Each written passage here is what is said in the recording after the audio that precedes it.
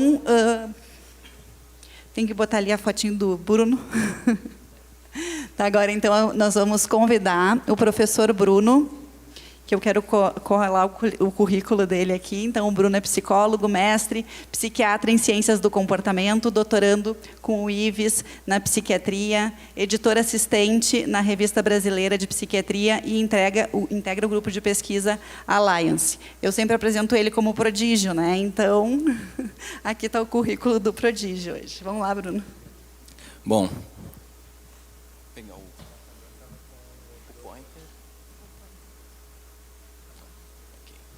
Bom, pessoal, é um prazer estar aqui no evento falando com vocês sobre inteligência artificial, sobre Big Data.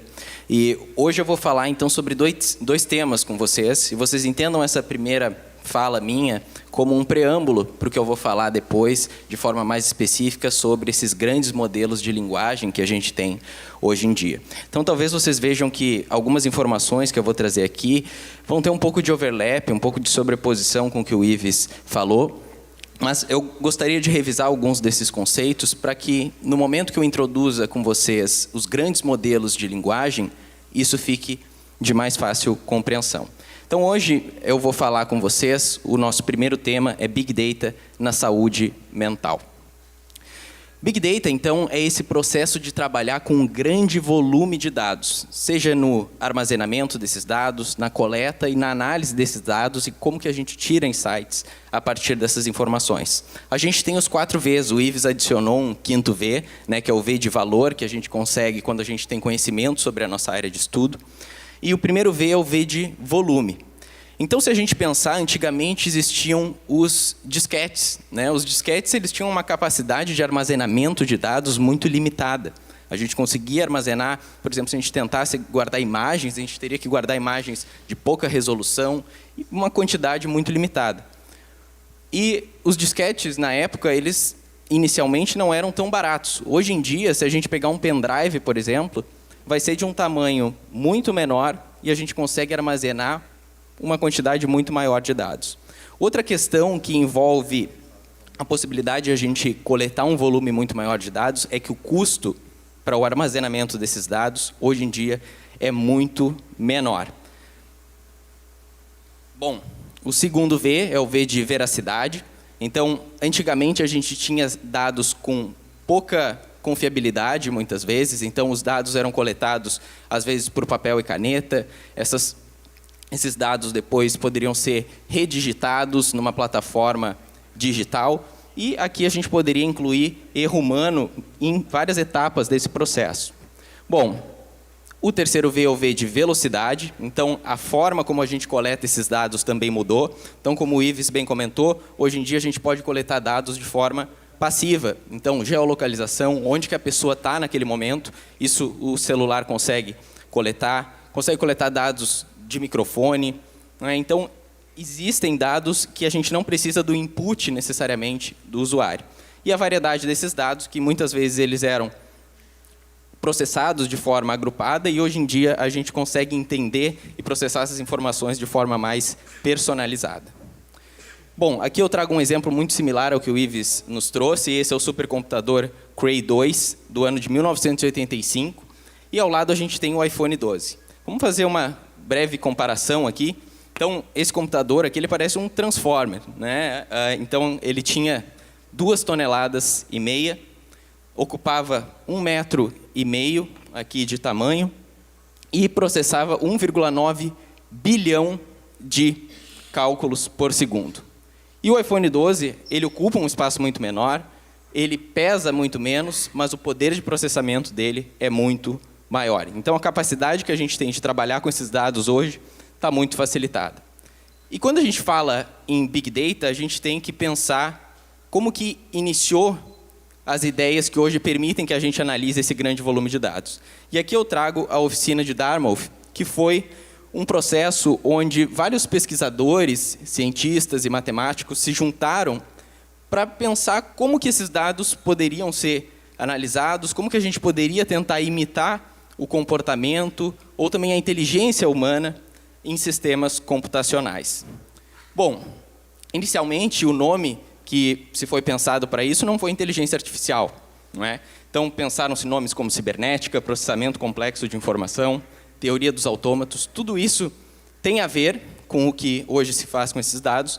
No entanto, esse campo, com o passar dos anos, e hoje a gente tem aí quase meio século de desenvolvimento, né, mais de meio século de desenvolvimento, isso foi amadurecendo.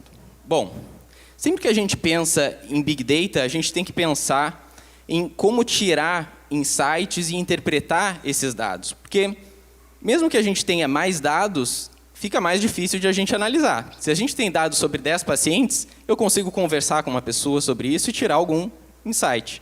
Bom, se eu tenho dados sobre milhões de pessoas, como é que eu processo isso? Como é que eu interpreto todos esses dados?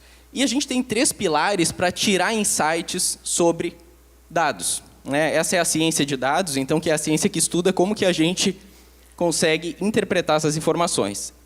Dos 3 pilares, o primeiro são os próprios dados. A gente precisa de informações, seja sobre pessoas ou seja sobre o nosso objeto de interesse. E a gente precisa também, dentro da inteligência artificial, de um algoritmo que vai processar esses dados, vai receber esses dados e transformar eles, processar de alguma forma.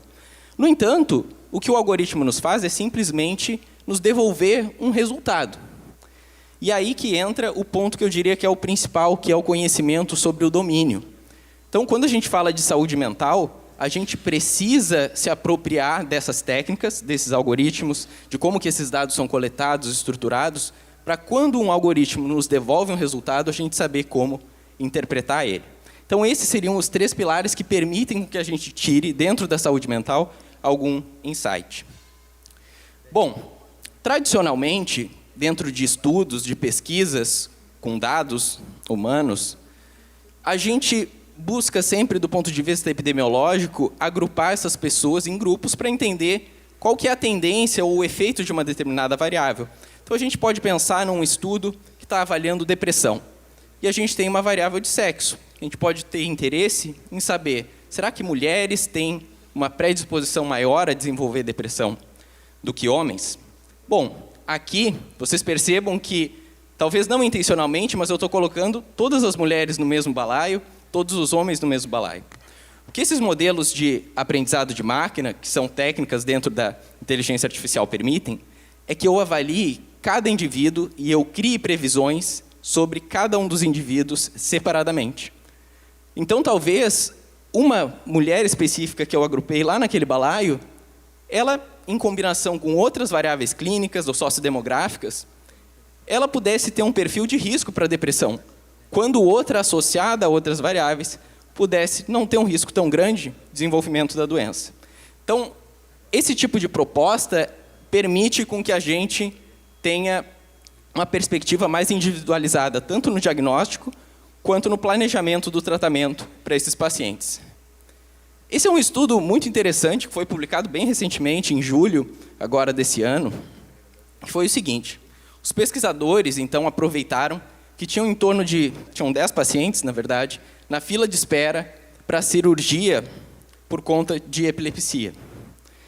E esses pacientes, então, tinham eletrodos conectados ao cérebro e foi coletada, então, a atividade neural desses pacientes enquanto eles escutavam em torno de 450 sentenças e histórias. E o objetivo aqui desse estudo foi coletar os dados da atividade neural e tentar descobrir, a partir da atividade neural, o que esses sujeitos estavam percebendo ou pensando. Bom, vou dar um spoiler para vocês, eles não conseguiram descobrir o conteúdo do pensamento desses pacientes, no entanto, eles conseguiram agrupar domínios, temáticas, nas quais esses pacientes estavam pensando ou percebendo.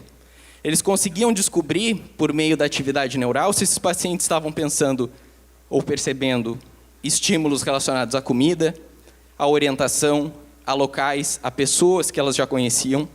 Então, a gente vê que existe aí um potencial de maior compreensão de como que funciona o cérebro humano e a psicologia das pessoas a partir desse tipo de intervenção, mas a gente ainda precisa evoluir bastante para ter coisas mais aplicadas.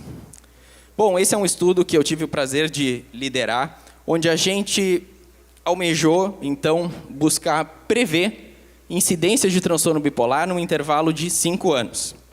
Então, os pacientes inicialmente tinham de 18 a 24 anos, ninguém tinha diagnóstico de transtorno bipolar, e a gente foi tentar prever a partir de variáveis sociodemográficas e clínicas. Então, quem desses pacientes ia desenvolver transtorno bipolar? A gente incluiu pouco mais de 1.000 pacientes, então, e 5 anos de acompanhamento. A incidência de transtorno bipolar aqui, vocês podem ver que foi baixa, apesar de que esse número, se a gente compara com o que a gente enxerga na literatura, até um pouco acima, 4,49%. Então, 49 desses pouco mais de 1.000 sujeitos. Esses modelos, como o Ives também bem mostrou, eles são desenvolvidos numa estrutura muito parecida. Então, a gente vai ter o banco de dados, onde a gente vai ter quem que desenvolveu transtorno bipolar, quem que não desenvolveu transtorno bipolar e quais que eram as variáveis associadas a cada um desses desfechos.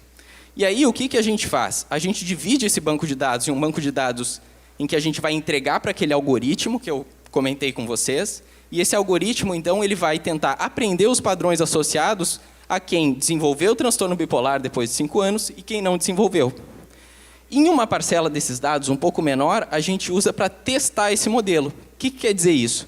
A gente vai entregar dados que o modelo não utilizou para captar esses padrões e perguntar para ele, dessas pessoas aqui, quem que desenvolveu o transtorno bipolar e quem não desenvolveu. E esses dados aqui do teste, esse modelo nunca viu antes, para a gente simular como que esse modelo desempenharia, então, na vida real. Bom, o que a gente encontrou? A gente encontrou aqui, em relação às variáveis mais importantes para a predição desse desfecho, vários sintomas relacionados ao espectro da depressão. Então, a severidade de sintomas depressivos estava associada a esse desfecho de transtorno bipolar 5 anos depois. E a gente também encontrou algumas variáveis relacionadas ao uso de substâncias e também, quando a gente olha variáveis sociodemográficas, ao status socioeconômico mais baixo. Bom, o desempenho desse modelo, de forma geral, ele foi bom. No entanto, eu queria pontuar com vocês aqui esse valor preditivo positivo de 19,4%. Esse é um valor que, cronicamente, e isso não é uma especificidade desse estudo aqui, é um valor baixo. O que quer dizer esse valor? A gente pega lá todas as pessoas que aquele modelo disse, esse fulano aqui, ele vai desenvolver transtorno bipolar 5 anos depois. De todas essas pessoas que o modelo disse que desenvolveria transtorno bipolar, quantos por cento de fato desenvolveram? Só 20%. O que quer dizer isso? Teve muito falso alarme. E isso pode ter um efeito muito negativo, né, no bem-estar das pessoas. Eu dizer que ela vai desenvolver uma doença ou ela vai ter um desfecho pior, né, no futuro, quando, na verdade, ela não vai ter. Né? Então, esse é um dilema ético importante que a gente tem que considerar quando trabalha nisso daqui. Bom, minhas mensagens finais em relação a essa questão do Big Data com vocês, para depois a gente passar para a próxima etapa, que são os grandes modelos de linguagem, é o seguinte. A quantidade, então, de dados que a gente tem é muito grande. Esses dados eles estão sendo analisados. Então, aqui é uma chamada para ação para vocês, para que vocês estudem sobre esse tema, porque a gente não vai ter como fugir de entrar em contato com essas informações. Então, quando a gente busca conhecimento sobre isso e aprende a interpretar esse tipo de resultado, a gente consegue promover um melhor cuidado para os pacientes, de saber o que vale a pena, o que não vale a pena dentro desse campo, e também interpretar para a gente se desenvolver melhor como profissionais de saúde. Padronização de processos ainda é um desafio. Se a gente olhar esses estudos, a gente vai ver que a metodologia é muito heterogênea. Então, a gente ainda precisa fazer essa padronização dos processos. O direito também é um campo que se utiliza dessas inteligências artificiais para buscar conhecimento a partir dos dados. E eles fazem um esforço até hoje muito grande para padronizar os processos e a forma como esses dados são armazenados. Então, vários processos já foram digitalizados, né, nesse momento, e a gente precisa fazer algo parecido na saúde mental para conseguir aplicar esse tipo de estratégia. Então, a gente já tem os prontuários eletrônicos, muita coisa tem mudado nos hospitais, nos estabelecimentos de saúde, mas isso é algo importante. E os dilemas éticos a gente sempre tem que levar em mente. Muito da resistência que a gente tem por parte dos profissionais de saúde mental especificamente, se dá por conta dessa questão. E é justificado, né? Porque a gente tem muitas questões que a gente ainda não tem resposta, certo? Então, a gente precisa considerar essas questões éticas também. 2 dicas de leitura, então o Ives já comentou esses 2 livros, mas então um é publicado pela Springer Nature, o segundo é o livro Psiquiatria Digital, que eu vi que está exposto lá na banca do João Livreiro, então vocês podem também adquirir, e ele versa sobre essas várias temáticas. Bom, então agradeço pela atenção de vocês e a gente, então, logo na sequência agora fala sobre grandes modelos de linguagem.